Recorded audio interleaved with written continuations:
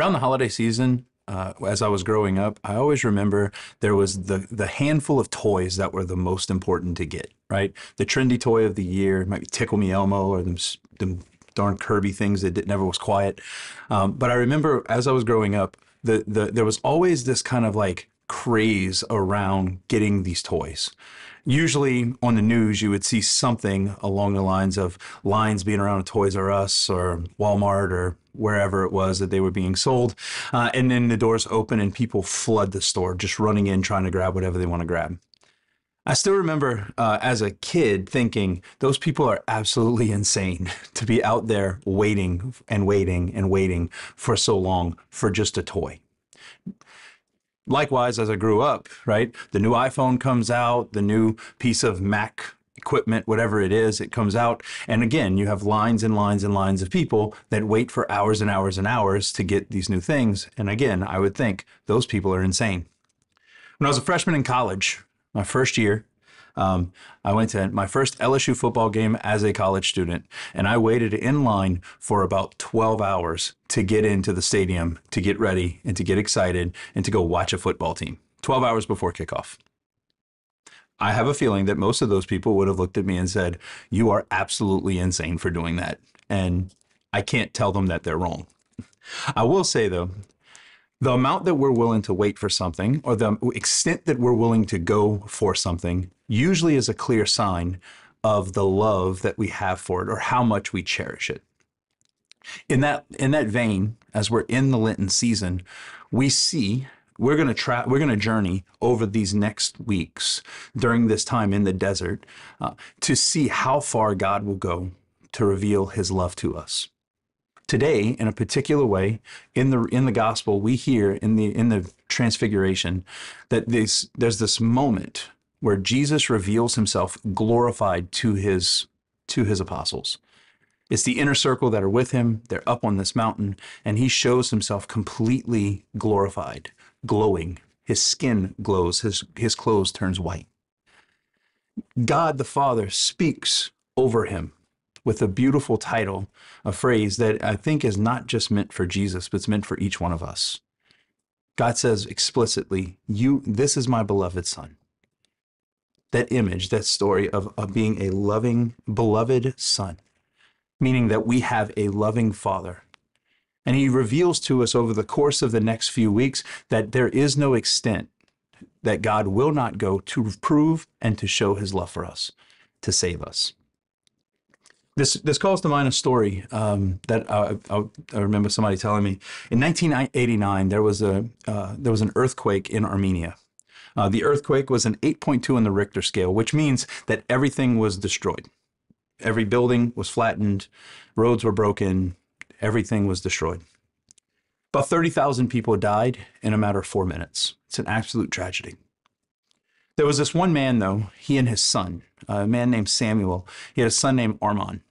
And as this man, every day he would bring his kid to school. He would bring his son to school. And when he would drop him off, he would say, "Armand, just remember, if you ever need me, I'll always be there for you. I love you, Dad. I love you, buddy.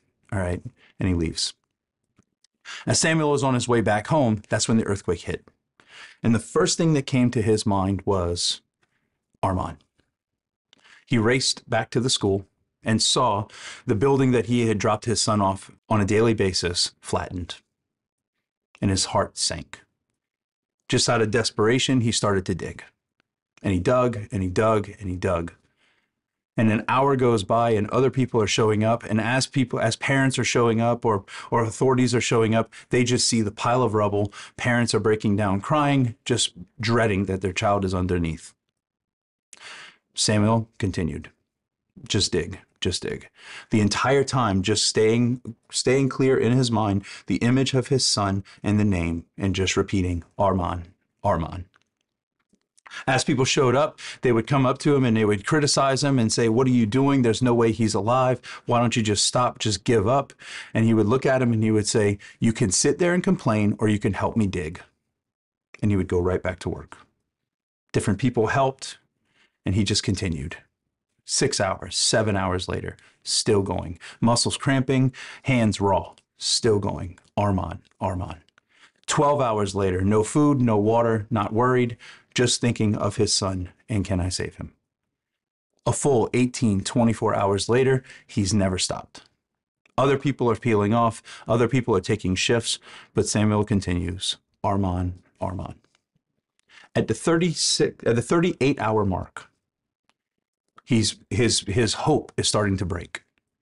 And he reaches down, he moves a piece of concrete, still saying under his breath, Arman, Arman. And from under the rubble, he hears, Papa.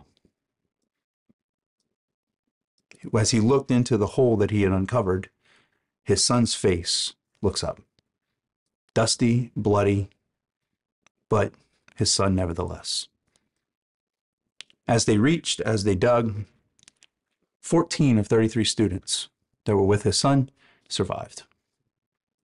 And as he saw his son and said, Arman, I told you I would be here for you, he heard his son look at his classmates who were alive and say, I told you my dad was coming. Every one of us have a loving father who sees us as his beloved son, has no limit to the extent of how far he will go. And when he looks at us, he says, your name, my name. And he just wants to save us. He sees us that we're under the rubble of sin. In this Lenten season, the purpose of God's action is to save us from it.